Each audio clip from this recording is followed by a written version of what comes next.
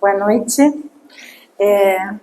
Muito alegre de estar aqui hoje, de ter essa oportunidade de estar aqui recebendo a minha compatriota. Eu queria agradecer muito a pessoa do Marco, porque ele me convidou para coordenar um dos grupos de estudo do IDEA. Esse grupo nosso se chama Saúde Mental e Violência, Tessituras Dissidentes. E a gente chamou para compor esse grupo um grupo de pessoas assim muito diverso. Então, nós estamos com um grupo que tem psicanalistas, psiquiatras, urbanistas, antropólogos, sociólogos, artistas, cineastas e, inclusive, pessoas com diagnósticos de saúde mental, né? E um grupo que está encarando essa tarefa que acho que é interessante e bonito do IDEA, que é um espaço do livre pensar, né? Onde a gente pode pensar sem compromissos, sem prazos, enfim, com a ideia de poder produzir coisas novas, intersecções novas entre esses conhecimentos. E quando a gente começou com esse grupo, então, nas primeiras conversas, logo com o Marcos surgiu essa ideia de quem vai ser nosso pesquisador visitante, e logo me veio a ideia de que poderia ser a Débora, pela contundência do trabalho que ela tem, pela quantidade de tempo que ela leva nessa militância, e foi muito bom que ela tenha podido, que tenha agenda, que tenha topado. Então eu só quero agradecer ela pela disponibilidade, agradecer o Marquês Universidade pela confiança e chamá-la para compor a mesa. Eu vou ficar lá só para poder ir passando. Ela vai ler esse texto em português, mas eu vou ir passando, por se alguém perder alguma palavrinha, vai ter ali na tela a possibilidade de acompanhar. Tudo bem? Sim, tudo bem. Obrigada. Imagina. Bueno, boa noite. Eu falo espanhol, né? Então vou fazer um esforço muito grande. Você consegue acompanhar o texto? Para falar português. Para ir abaixando. Em realidade, vou ler português. Tá? Então, eu só pido piedade, tá? De vocês. E paciência. Mas tivemos a ideia com a professora Rosana de poner lá. Então, se vocês se perdem quando eu falo, vocês podem seguir lá com os olhos. Ok. Eu escolhi este trabalho, que é um dos últimos trabalhos que eu fiz, que se chama de Masculinidades Contemporâneas, Construção, Deconstrução e Reconstrução Conservadora, não? Okay? Muitos movimentos. E íbamos para um lado e voltamos, não? E também eu quero chamar a atenção de uma abordagem que estou trazendo, que é a abordagem interseccional. Há muitas pessoas que trabalham nisso agora, mas está chegando para o campo da saúde mental e também para o campo da psicanálise. Eu acho que é muito interessante trazê-lo para poder pensar as coordenadas atuais dos desafios da masculinidade. Eu começo dizendo que as masculinidades estão novamente em cena, tanto por razões clínicas como por razões sociais e políticas. E talvez seja a hora de uma abordagem que mude a perspectiva e adote uma nova estratégia em relação a elas, as masculinidades. Eu trabalho com este tema desde os anos 90, quando trabalhei para minha tese de doutorado, os motivos subjetivos gerados pela maior vulnerabilidade coronária masculina. Então, trabalhei o coração. E identifiquei, então, como os conteúdos do narcisismo do gênero masculino, como os homens se amam a si mesmos e como se acham valor de si mesmos, tradicionais, faziam parte da construção da vulnerabilidade coronária nos homens e explicava, em parte, a sua menor esperança de vida em sociedades como as nossas. Percebi que a subjetivação baseada no imperativo de ser os melhores e os mais bem-sucedidos à custa da autoconservação era, por sua vez, uma construção difícil de desmontar. É muito difícil de desmontar. Jeito porque você ama a si mesmo, ainda quando esses assuntos fazem parte de sua vulnerabilidade. Tá?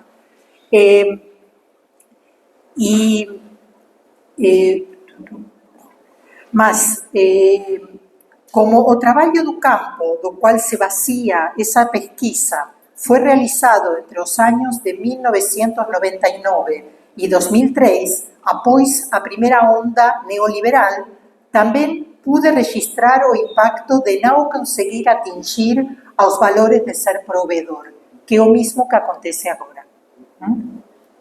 Assim, para vários deles, a vulnerabilidade não se baseava apenas na competitividade, proposta identitária para os homens dos setores médios para cima, mas também na incapacidade de alcançar os valores da provisão econômica proposta para as masculinidades de todos os setores sociais. Nesse trabalho, já havia uma distinção por classe nos modos de subjetivação masculina, mesmo na modalidade tradicional, com o que já se vislumbrava a necessidade do que hoje chamamos de uma visão interseccional. Mas não chamávamos desse jeito nesse tempo. No entanto, o conceito de masculinidade hegemônica era onde se colocava maior ênfase. Portanto, nós, desde o campo da saúde mental, apostávamos em intervenções que possibilitassem a desconstrução da própria hegemonia, mesmo quando percebíamos que a pertença a uma classe subalterna construía outro modo de subjetivação masculina que uma masculinidade constituída numa classe hegemônica. Se pode ter hegemonia por gênero, mas não hegemonia por classe, e as duas. De fato, nesse texto, mostro em detalhe como isso se evidencia na manifestação desigual da hostilidade, da agressividade, mas voltada para dentro, explosiva, para fora, nos homens dos setores populares e com maior mediação, cálculo e estratégia nos homens dos setores mais abastados. O cita é de meu tese de doutorado. Acredito que hoje nos cabe trabalhar para avançar nessa linha e temos mais ferramentas teóricas para fazê-lo, a partir de uma concepção híbrida da masculinidade. Não podemos continuar a abordá-la apenas a partir da hegemonia e, claro, também não a partir da vitimização dos homens. Considero que o conceito de interseccionalidade, na sua articulação com o campo da psicanálise, é uma boa abordagem para ver e identificar as coordenadas de cada pessoa em relação aos eixos que conferem hegemonia e aos eixos que geram desigualdade, tanto em termos de condições de vida como de produção do psiquismo e suas articulações. Vocês me seguem bem? Sim? Ok. Pues eu estou fazendo um esforço grande. Um momentinho. Vou beber. Obrigado.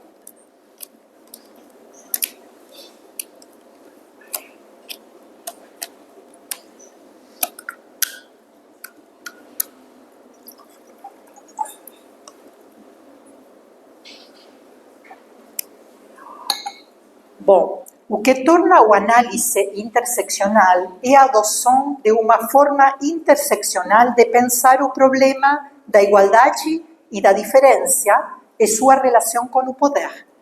Esta concepção, conceber as categorias não como distintas, mas como sempre permeadas por outras categorias flutuantes, mutáveis, sempre em processo de criação por dinâmicas de poder.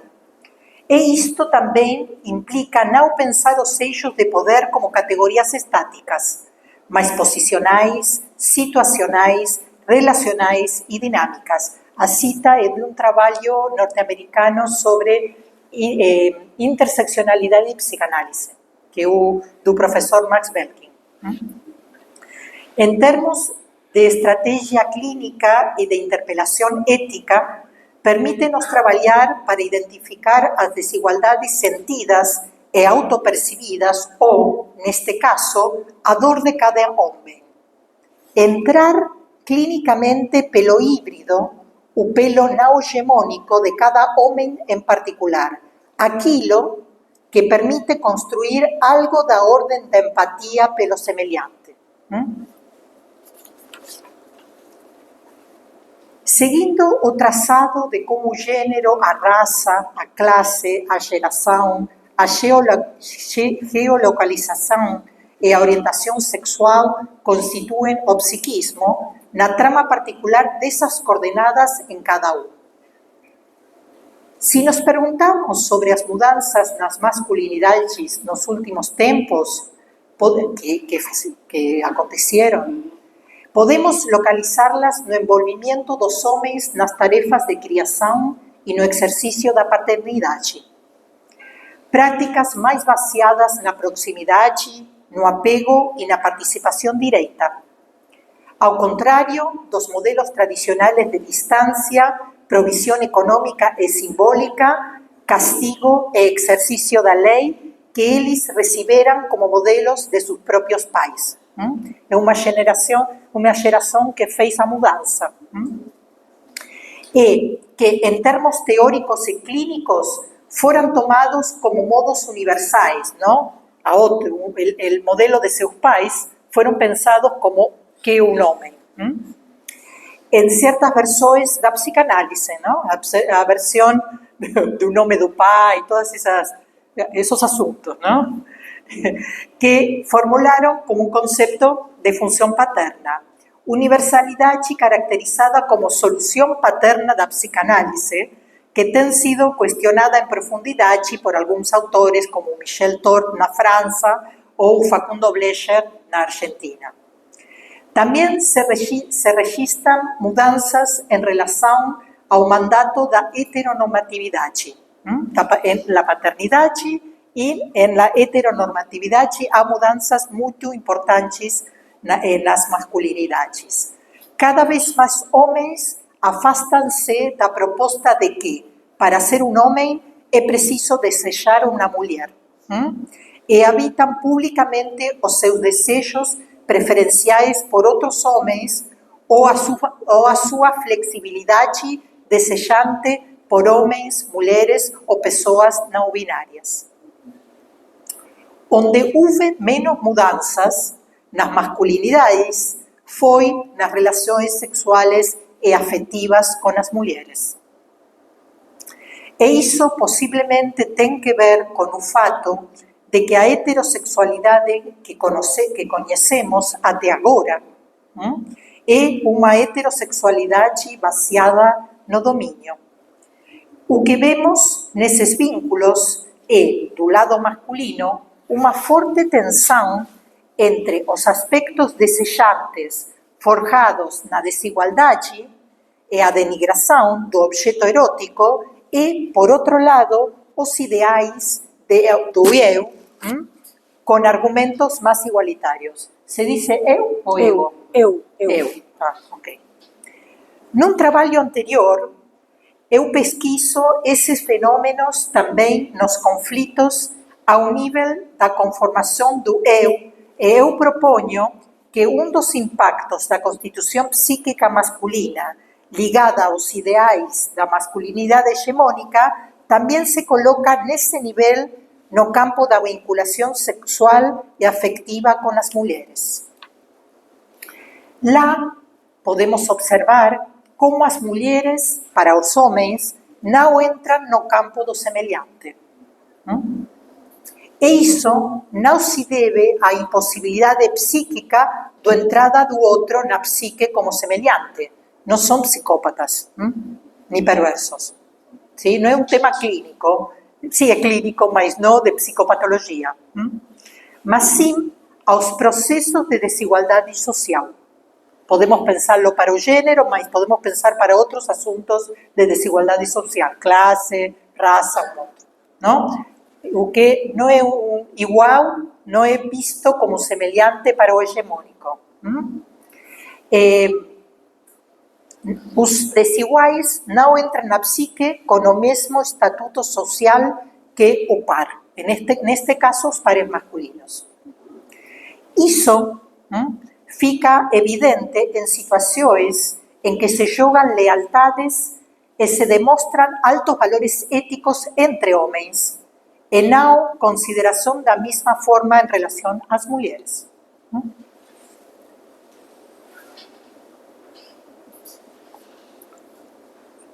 Me siguen bem? Sim? Ok. Acham interessante? Ok. Bom. O exemplo de como esses fenômenos operam no cotidiano é o desaparecimento, sumem, não? Após um encontro sexual ou amoroso, no qual podem ter ser divertido, mas não têm interesse em continuar. Nesses casos, os homens sumem. Quando questionados sobre o motivo, eles dizem que é porque as mulheres sempre se apaixonam e querem mais, e preferem não ter que dar explicações. Explicações que sim dariam em outras circunstâncias, por exemplo, a um amigo ou num trabalho do qual já não querem fazer parte. Ou seja, gastaria no seu tempo, porque é um assunto de gastar o tempo, em que se gasta, em dar explicações às pessoas que importam. E não gastariam o seu tempo em dar explicações às pessoas que não importam e que podem se descartar porque são substituíveis. As mulheres, no campo do sexo afetivo, por razões da heterossexualidade dominante, não importam e são substituíveis. Elas importam um pouco mais como amigas, como mães, como filhas ou colegas de trabalho. Mesmo quando são amadas, podem ser protegidas enquanto o são. Mas não em situação de paridade, mas sim de tutela. Ultimamente, começou-se a falar de heteropessimismo, definido como uma desafiliação performativa da heterossexualidade, geralmente expressa como arrependimento, vergonha ou desesperança, mesmo diante da experiência heterossexual por parte das mulheres, por perceberem que os homens de seus parceiros históricos não têm remédio, não têm jeito, não. Sim?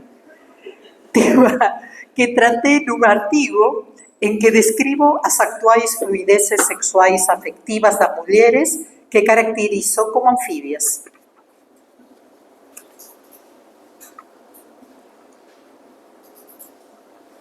Longe de iludir o actual pós-patriarcado, seria mais adequado falar das formas actuais que o patriarcado assume, incluindo a sua resposta ao avanço do feminismo das massas.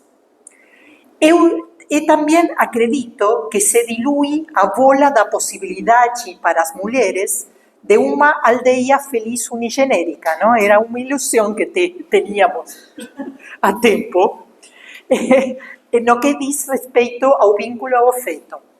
As novas direitas ferozes espetaram o balão dessa ilusão coletiva, uma vez que nos demonstrou que se pode prescindir dos homens como parceiros ou companheiros sexuais, mas não deles como vizinhos, como filhos, como colegas e concidadãos, tá? Então, é um problema. Você não pode sair desse problema, você tem que dar com esse problema. Não nos resta, então, outra possibilidade senão estabelecer um novo diálogo com a masculinidade no social, no clínico, desde a ternura. Vou falar disso. Construção. Eu falei que iba a falar de construção e da nova construção conservadora. Vou falar de construção. Muito se tem dito e escrito até agora sobre a masculinidade hegemônica. Em termos clínicos, em saúde mental, ela geralmente aparece como egocintônica, não?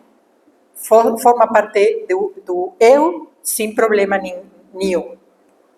Eu sou assim. Sou assim. Eles geralmente não procuram ajuda por vontade própria. Nós sabemos que trabalhamos em saúde mental, os homens não vêm. São levados ou mandados, porque não os aguentam mais. Tá? Ou procuram ajuda porque temem perder um vínculo, sim? Ou uma situação que é importante para eles, porque alguém sofre por causa deles. Se fosse só para eles, não mudariam, porque tem a expectativa de que os aceitem como são, que os suportem. Essa é a palavra, suportar. É preciso suportá-los. É isso que hoje está precisamente em crise. Já não há quem esteja disposto a suportá-los. É muito possível também, através dos novos modelos de subjetivação, permeados pelo neoliberalismo das mulheres, porque também temos um atravessamento neoliberal, e dissidências, que já não temos tecnologia subjetiva para isso. Tá? Mesmo que quiséssemos para suportá-los. Tá? A subjetivação da masculinidade hegemônica actúa como um traço de carácter hostil e configura-se ao nível da psicogênese por identificação com os traços hostis dos pais homens, mediante o processo de identificação com os pais que se introjeta. Como forma de apego a eles. Você tem no macro social, mas a nível do micro se adquire desta maneira. Como uma forma de apego a eles, de pais pouco presentes, exceto pela hostilidade. Tá? Então, o que gera grandes ambivalências pelo sofrimento, mas ao mesmo tempo coexiste com uma identificação, com um traço de aquele que faz sofrer. Inclusive, de homens que quando foram crianças sofreram por hostilidades do pai, quando eles devienen adultos, fazem o mesmo jeito, tá? Por identificação. São sociodistônicos e egocitônicos, tá? Incomodam aos outros, mas não a si mesmos.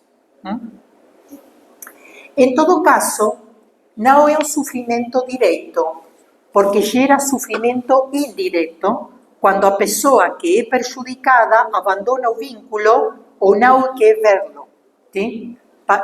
Acontece com pais que os filhos não querem vê-lo, né? E os pais sofrem por isso, mas não sabem por quê. Costumam ser como um síntoma para os outros. Um síntoma para os outros, não para si. O patológico ou o sofrimento é a fonte de mal-estar para o ambiente. É importante entenderlo não a partir de uma ideia de controle social, não é que eles são maus e temos que controlá-los, mas de que tratamos as pessoas não apenas por seu próprio mal-estar, mas também pelo que causam os semelhantes. Tá?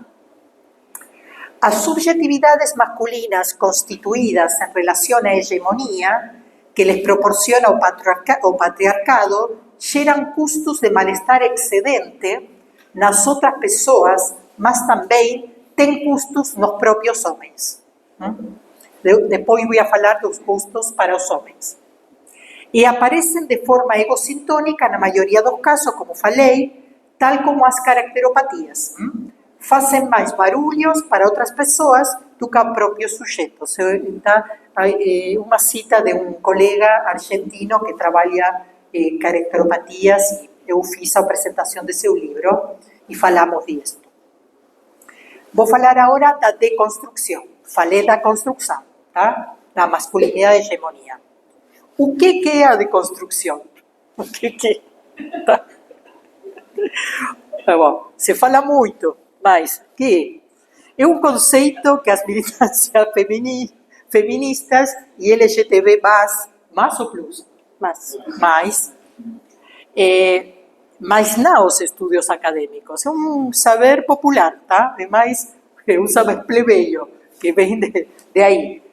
Não os estudos acadêmicos no campo das masculinidades tomaram de Jacques Derrida. Derrida trabalhou no campo da filosofia e da análise literária. O sentido do conceito para Derrida é discutir se os significados propostos são os únicos possíveis que possam incluir essas palavras ou se é possível sair da unidade fechada de significado? Essa é a pergunta do Derrida. Neste caso, se falamos de masculinidade ou de masculinidades, o que estamos questionando se existe uma única forma de ser homem. Esse é o central da deconstrução, se há uma única forma de ser. É questionar-se se poderia haver uma formulação mais plural e mais inclusiva, para que possa haver diferentes modos pelos quais alguém possa ser incluído nessa categoria. Os movimentos feministas LGTB+, consideran este conceito fértil para establecer uma interpelação para as masculinidades hegemônicas. Há uma necessidade de ligação para que estas mudem. É uma proposta, um desafio que desde o feminismo e dos movimentos LGTB fizemos sem muito sucesso. Que mais fizemos. Reiteramos que o conceito de deconstrução não proviene do conhecimento técnico acadêmico, mas sim dos conhecimentos populares. Mas, no campo de saúde mental e ainda no campo da psicanálise em diálogo com o gênero, nós lo adotamos muito cedo. Por exemplo, uma autora como Ana María Fernández, que é uma das minhas maestras, no ano 2000 já falou de isso e falou de construção, que o trabalho em psicanálise com perspectiva de gênero, psicanálise feminista, é trabalhar em construção da autonomia para as mulheres, mas de construção da hegemonia para os homens, no trabalho clínico. Essas estratégias têm suas nuances, potencialidades, contradições e limites, tanto no campo clínico quanto na vida cotidiana e também no campo político. Tem luzes e tem sombras. No campo da vida cotidiana, essa interpelação trouxe desconfortos às masculinidades, pois elas tentam mudar as regras do jogo. A interpelação da deconstrução é uma tentativa de cambiar as regras.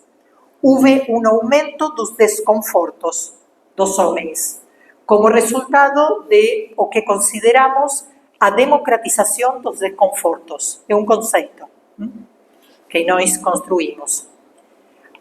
Antes do desafio colocado pelo feminismo de massas, pós Ni Una Menos na Argentina ou o Me Too internacional, os desconfortos estavam distribuídos principalmente entre as pessoas em situação de desigualdade por gênero, as mulheres e a população LGTB.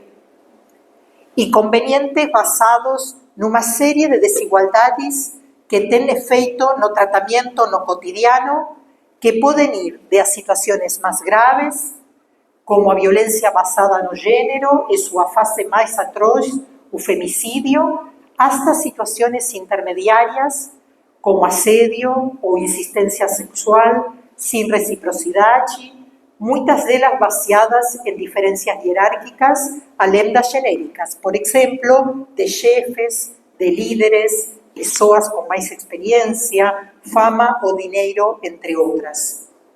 O que dificulta a denúncia, porque se o outro tem mais poder, você não pode denunciá-lo. Devido a desigualdades no valor da voz e da palavra de cada um. Não tem o mesmo valor a voz da pessoa desigualada da que a pessoa hegemônica. Isso é uma coisa do cotidiano das instituições. Ok. E em situações mais cotidianas acontecem as desigualdades, chamadas de micromachismos. Não? Há um autor que fala disso, um autor argentino que mora na Espanha, que o nome dele é um psiquiatra, que o nome é Luis Bonino, que criou o conceito de micromachismo, pelas quais vou descrever algumas das características do micromachismo. Um uso desigual do tempo livre e do lazer, é parte do micromachismo. Um uso desigual do dinheiro. Una infantilização das mulheres através de explicarles conceitos que elas dominam perfeitamente, o que se conoce como mansplaining, sem se darem o trabalho de verificar se elas sabem o tema. É uma anedota de uma pessoa que fala da importância do atletismo para uma mulher que é uma atleta olímpica. Ela lhe perguntou, você que é? Fazer uma outra coisa de micromachismo é fazer as mulheres duvidarem da sua própria percepção, não? O que se conhece como gaslight.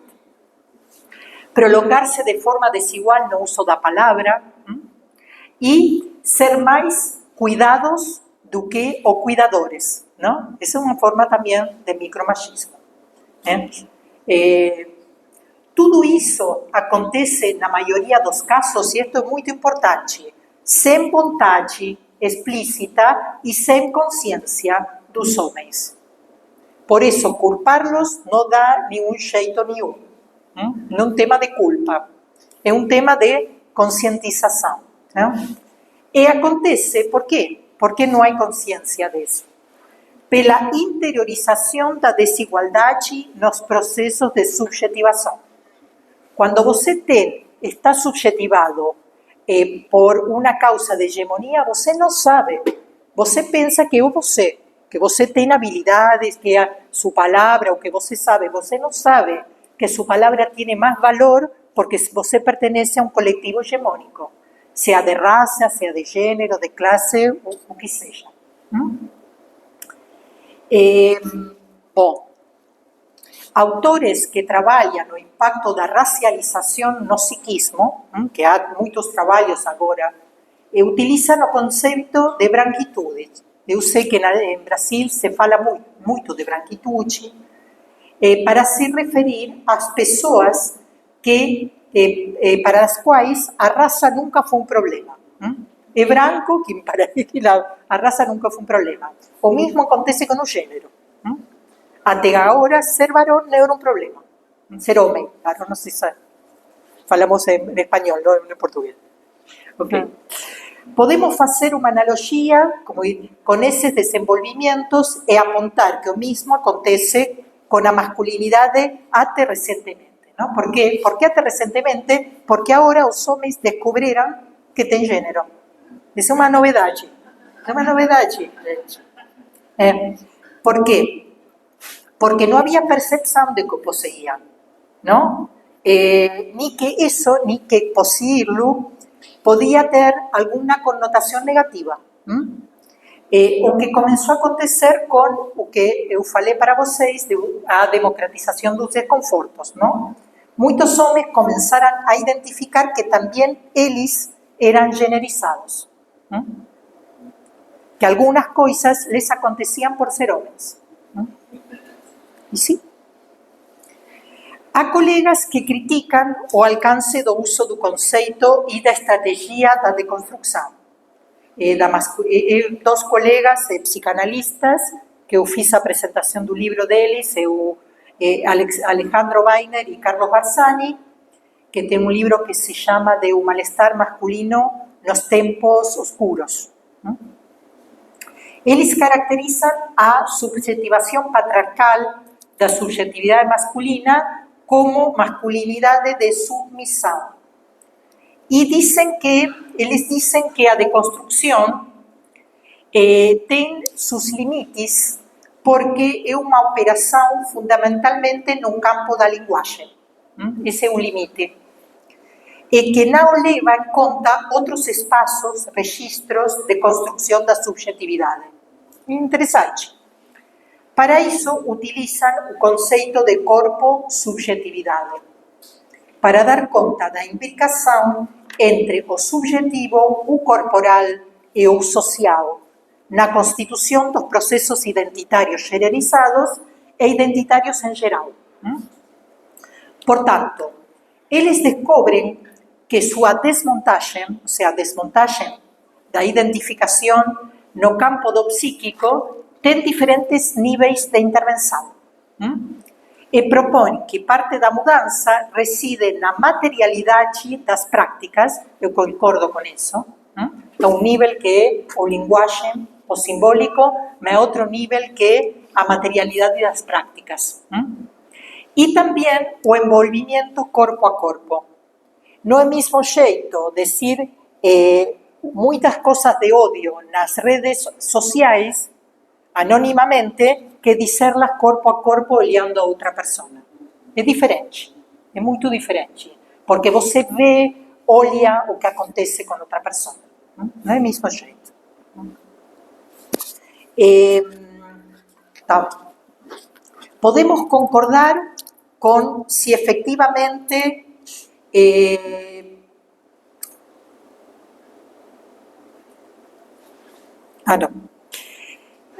o que queria colocar aqui, que eu acho que o que eles colocam é certo, eu concordo com eles, mas eu acho um outro problema. Outro problema é que a interpelação das mulheres do coletivo LGTB foi tomado por os homens de forma individual, não de forma coletiva, e de forma defensiva, com medo a ser exposto ou cancelado pelo passado. Muitos sabiam que tinham feito coisas erradas e que as fizeram porque podiam, por posição dominante no gênero, sim? Mas há um monte de outros homens que sim levaram isso a sério, que tomaram seriamente a interpelação. Mas a maioria não sabia o que fazer. Por isso, porque a deconstrução diz o que não fazer, mas não diz o que fazer. Poucos entenderam o objetivo da deconstrução. Ficaram por quê? Porque ficaram sem encontrar modelos identificatórios valiosos, dos quais pudessem se servir e assim também pudesse se servir e também poderse se oferecer para as outras gerações, como modelos. Em síntese, sem poder fazer o trabalho de reconhecimento mútuo com outros com quem construir uma nova genealogia de homens em fuga do pacto patriarcal. Isso é o que faltou. E é o que considero que temos que fazer. Temos que fazer isso. Faltou claramente, salvo em alguns casos, a construção coletiva de alternativas de homens valiosos pós-patriarcais. De qualquer forma, eu não acho que é um problema somente conceitual, se a deconstrução serve ou não. Acho que o essencial é que esse é um trabalho que os homens devem assumir como próprio. Ninguém pode fazer essa tarefa por eles. E deve ter as palavras e os dispositivos próprios que permitam ser compreendidos e consigam comovê-los e agrupá-los. Não se pode fazer isso de fora e as palavras, ações e estratégias que conseguiram isso serão as melhores. Bom, vou falar finalmente da reconstrução conservadora, que é hoje, o que está acontecendo hoje. Porque veníamos das mudanças, mas sucederam coisas, muitas muito ruins. Ok.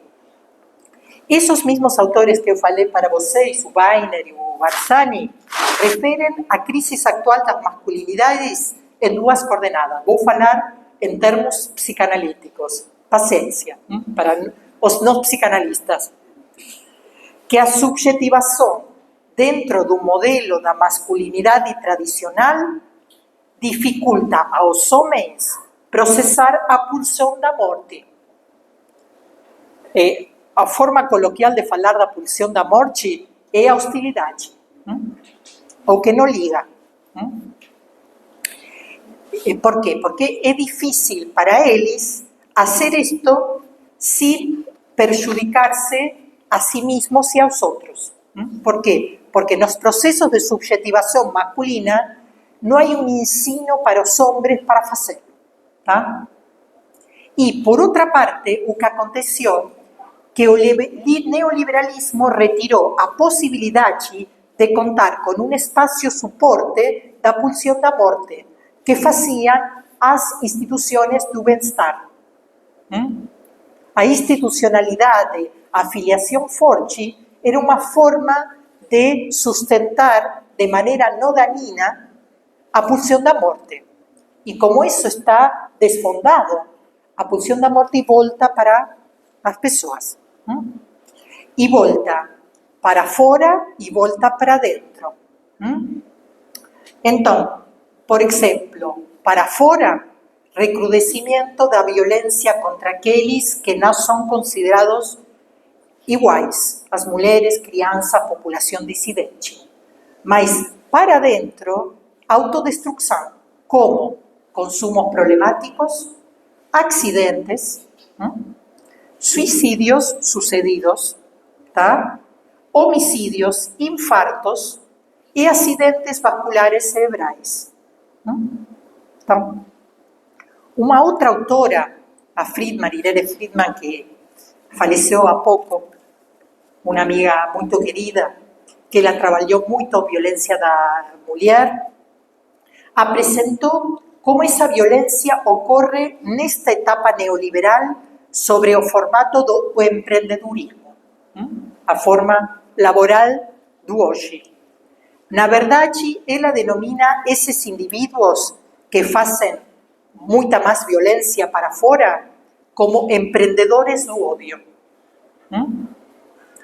Ela aponta para a atual mudança do tecnocapitalismo, em palavras do Varoufakis, para a promoção do modelo de autonomia radical que implica a imposição do próprio desejo totalmente desvinculado do outro como sujeito. Esta é a proposta neoliberal. Todos sozinhos, pensando que somos livres, mas dessujeitados do outro. E segundo essa autora, o coquetel, para ela, é composto por omnipotência, desligamento dos laços sociais e a crise de desintegração das instituições histórico-sociais que sustentam a psique. Por tudo isso, aponto a necessidade de estabelecer novas estratégias diante do malestar das masculinidades, aquelas que infringem e aquelas que se auto-infringem. Olha, ¿estamos cansados o vamos bien? ¿Vamos bien? Ok.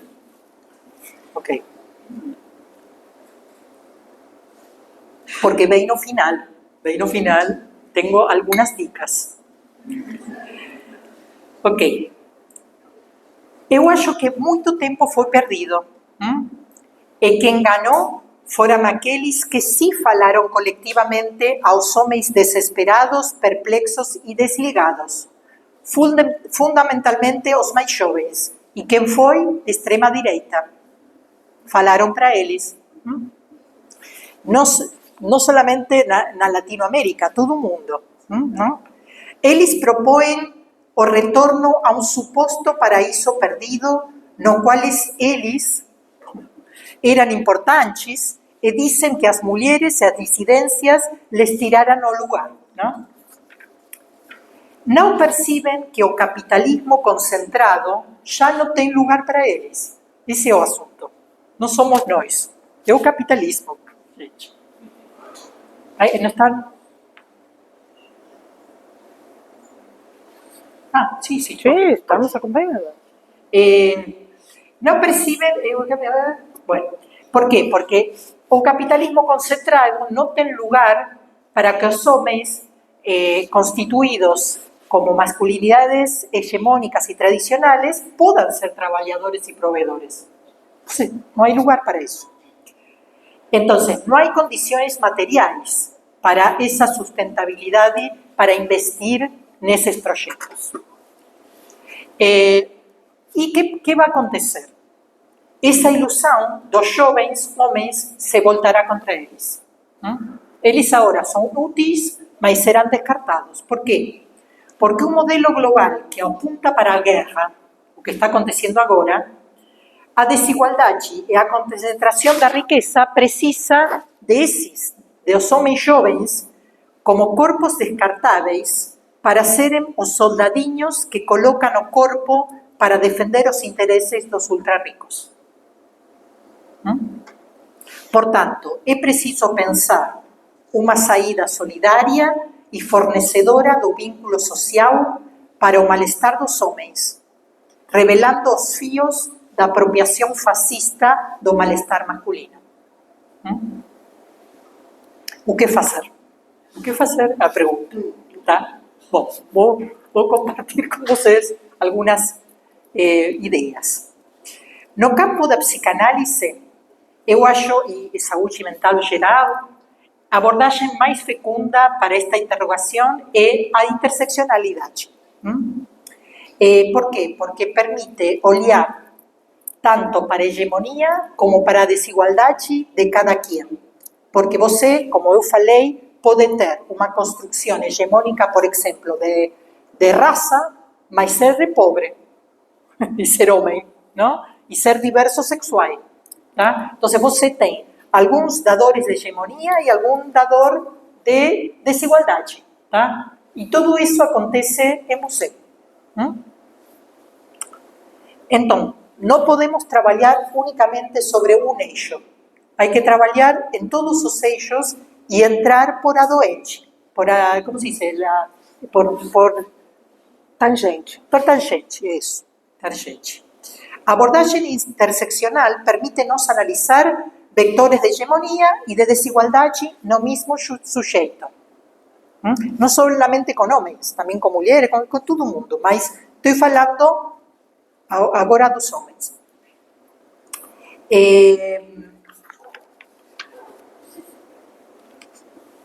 Por quê? Porque estes eixos fazem parte do cenário em que se compõem os processos de singularização, não? A relação entre o macro e o micro.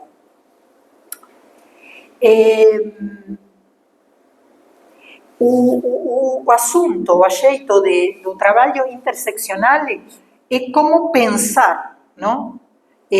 Não é tanto lo que se produce, é mais o que podemos produzir com um olhar interseccional, mais que o que a interseccionalidade é. Não é uma substância, é um modo de ouvir e um modo de olhar diferente, que permite examinar as intersecções particulares en el sujeito que estamos trabajando de esas coordenadas. Por exemplo, o Belkin, que é dos que trabajó mucho con esta perspectiva, da muchos exemplos. Por ejemplo, hay estudios sobre gay y lésbicas que se concentran no género y na sexualidade y minimizan a importância do papel da raça, não? Ele também aponta para muitos gays e lésbicas pretos que a própria homossexualidade é vista como uma forma de branquitude, não? Para eles e para suas famílias também. Não? Você tornou branco, agora você faz, não? Como uma traição, não? E que essa população, além da homofobia, enfrenta opressão e preconceitos raciais, não? A vezes nas mesmas manos de gays e lésbicas brancos.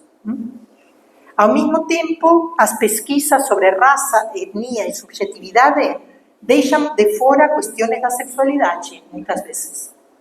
E especialmente quando é dissidente. Não? Se fala de outras coisas, mas não da sexualidade. Em contrapartida, uma abordagem interseccional permite-nos situar-nos em como esses eixos se constroem mutuamente em práticas historicamente situadas. E permite-nos considerar como eles se constituem em marcadores de identidade histórica e culturalmente contingentes. Isto é muito importante. Vou dar para vocês um exemplo que contou para mim uma psicóloga argentina que trabalhou muitos anos na Nova York. Ela trabalhou com população latino-americana e ela falava que achava interessante que eles que trabalhavam lá no Norte-América, os latinos, habían constituido su subjetividad latina en minoría, mas ella que constituyó su subjetividad en Argentina, ella era latina mayoría. ¿Tá? Entonces, era una constitución en relación con significantes identitarios que parecían similares, mas en contextos diferentes hacen diferencia. O, por ejemplo, un varón preto jovem na rua, no Brasil, tem muita vulnerabilidade para policial. Mas quando torna mais que um homem preto idoso ou que uma mulher jovem preta da mesma idade, tá? Mas quando volta para casa, ele tem poder sobre eles, mas não com o policial. Então, é situado, sim? Bom, parte do que isso também inclui é identificar como as nossas experiências de privilégio e de marginalização se desenvolven en contextos sociohistóricos específicos. Esto que falei para vocês. Y muchas veces, como analistas pertenecientes a algunos dos colectivos de reivindicación de derechos, como somos quienes trabajamos como analistas con perspectiva de género, no percibimos cómo funcionan contratransferencialmente, ¿no? A nuestras propias coordenadas interseccionales, en resonancia con aquellos que nos consultan. Porque, por ejemplo, trauzo aquí un trabajo de Patricia Porchat, que de aquí, con Beatriz Santos, que ellas falan la contratransferencia con personas trans de analistas cis. Mas analistas cis, alguna de ellas es lésbica, otra es de izquierda, ¿tá? Entonces no es solamente cis y trans. Es a interseccionalidad de cada quien, ¿no? Que faz a uma empatia, o que falamos ontem também, não? Você pode não pertencer a essa desigualdade, mas como você tem consciência da sua própria, você tem empatia por o outro, tá? E isso faz confiança nisso. Que você pode não conhecer toda a experiência do outro ou da outra, mas tem o ouvido aberto para acolher isso. ¿Tá? Y algunas veces tenemos problemas de conceptualización, ¿no? Porque algunas veces pensamos que los que nos consultan son menos racionales o menos maduros emocionalmente que nosotros, ¿no? Entonces los cuidamos de más, ¿tá? Y esa también es una de las cosas dificultosas cuando trabajamos con desigualdades. Supor que a otra persona que sufre desigualdad tenemos que cuidarla excesivamente. No. ¿Sí? Eso parte del proceso de democratización del trabajo. Bom,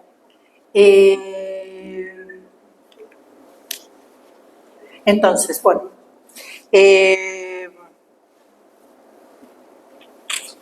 eu trabajé mucho con una escala que está aquí, en el libro que estoy presentando para ustedes, sobre masculinos tradicionales, transitorios e innovadores. Onde os tradicionais, ontem você preguntou para mim que é o tradicional, vou explicar sinteticamente. As subjetivações masculinas tradicionais, eu descrevi 3 tipos de subjetivações masculinas e 3 femininas, com uma escala. É para pensar. Na realidade, todo é junto, misturado. Mas para pensar, os tradicionais em masculinidades são aqueles ligados a modelos de forte divisão sexual do trabalho e na vida social e afectiva, com grande assimetria de poder entre homens e mulheres. Esse é o modelo tradicional. Roles complementares, muy diferentes, opostos y complementares, y diferencia do poder, modelo tradicional.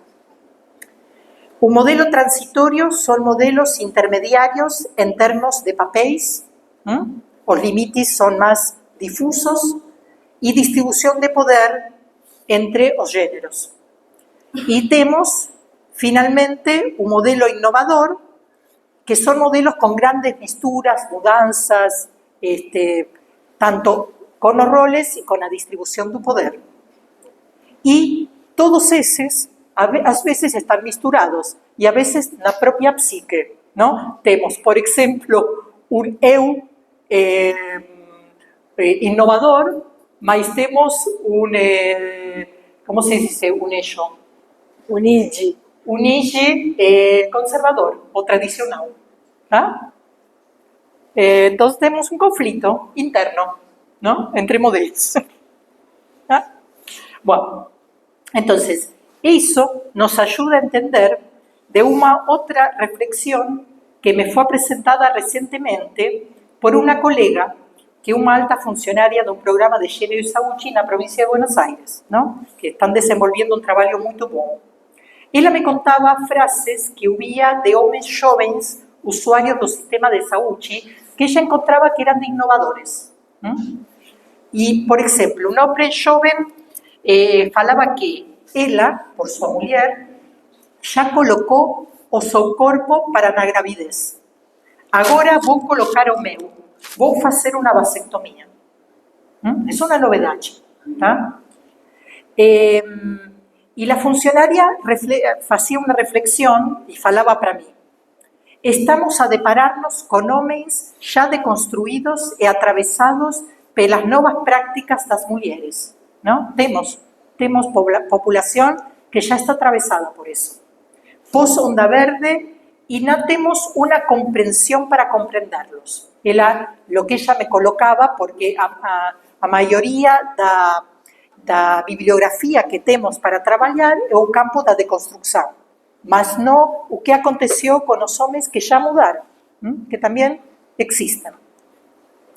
Y en ese diálogo, por mi vez, levanté a cuestión de la poca presencia, salvo excepciones, de políticas de género para los hombres como hombres. Eso acontece también, ¿no? Hay hombres que mudaron, mas a mayoría de las políticas de género son para mujeres y para disidencias. Entonces, los hombres no son acolhidos por las políticas públicas como hombres, sí por otras cosas, mas no como hombres. Y es un problema porque hay muchos de ellos que están un poco, ¿cómo se dice? Enojados. Bravos. Acho que idea de políticas, bueno, yo por fuera, digo porque cuando me presentaron, falaron que yo fui conselheira de un ministerio das mulheres en Argentina que o Milei destruyó. Mas ele, por qué pudo destruir? Porque había un monte de hombres que estaban bravos. Había mucha legitimidad social para decir que eso no daba para nada, que era un monte de mujeres que tomaban té con masas, que no hacían nada. ¿Por qué? Porque hubo un tema de cómo legitimarse, que si ustedes quieren, después podemos hablar de eso. Entonces, ese es un tema muy importante, porque cuando você no incluye una población, ellos no sienten que tienen que contribuir para o común. Y este es un tema muy importante, porque muchos dos hombres jóvenes desafiliados se sienten sozinhos y no tienen voluntad de aportar para o común, que es lo que está aconteciendo ahora. Entonces, yo me lembré que o Freud falaba de eso. En o desconforto na cultura, ele advertía que aqueles que no se les da, están poco dispuestos a ceder para o bien cultural, ¿no? Él falaba ahí que nós temos que ceder un poco para estar con nosotros. Mas você cede cuando você recibe. Cuando você no recibe, você no está afín de ceder. Entonces, esto es algo que yo pienso que es muy importante para pensar por qué los hombres jóvenes son poco dispuestos a aportar al común. Algunos, por decirlo, hay de todo, ¿no? Mas la mayoría están en ese asunto. Entonces, necesitamos otras formas de captar nuevas sensibilidades y posicionamientos subjetivos interpelados por la deconstrucción y por los feminismos. tanto os deconstruídos e aliados, tanto como os bravos, porque há de tudo. Ok.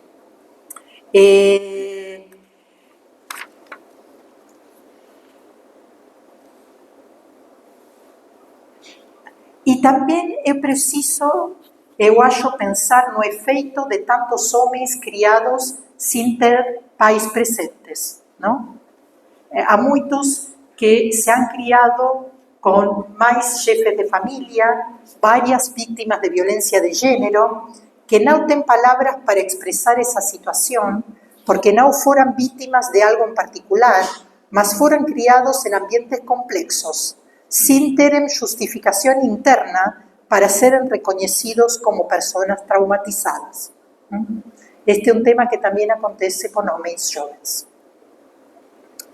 Entonces, muchos deles cargan una mistura de resentimiento, inveja e culpa que acontece con aqueles que viveran situaciones injustas, mas que non son necesariamente os máis perjudicados.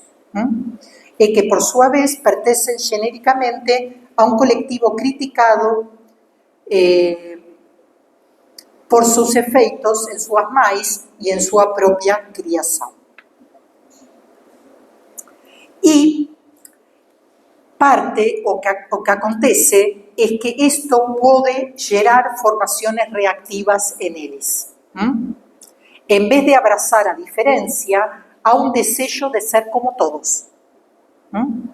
Neste caso, un homem como todos, ausente, violento ou hegemónico.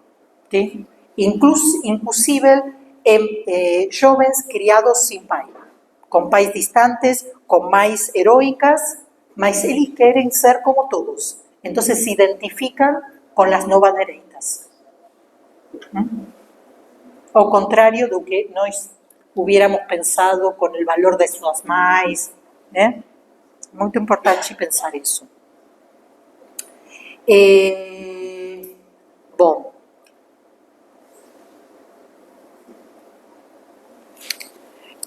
Também eu acho que é importante pensar nestes contextos muitas transgressões ou privilegios que são vistos como inocentes.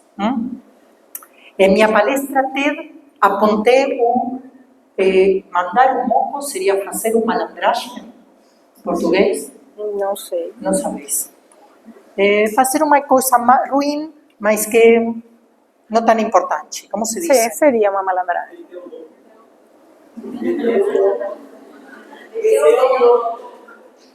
Mandar.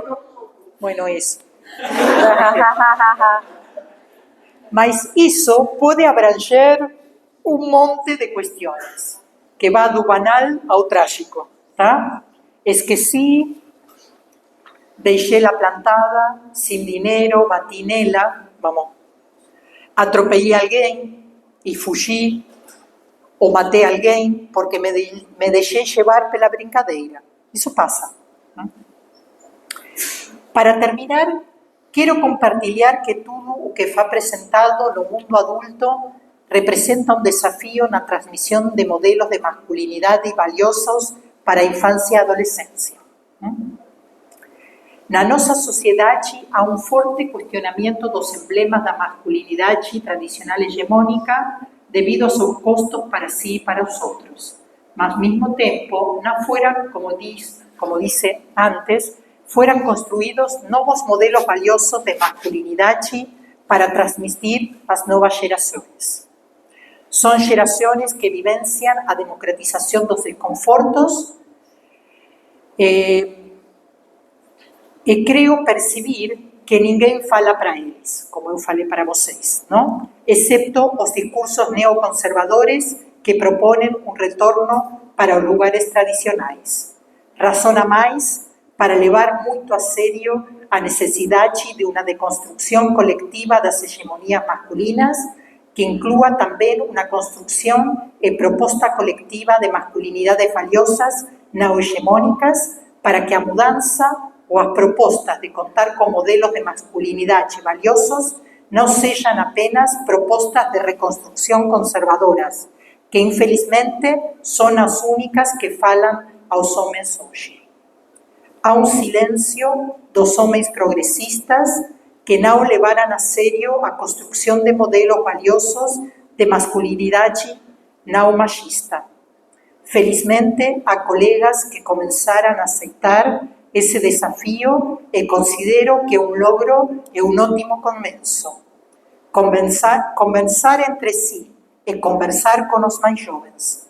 Levar a sério e não apenas defensivamente a interpelação que fazemos mulheres e dissidências. Muito obrigada.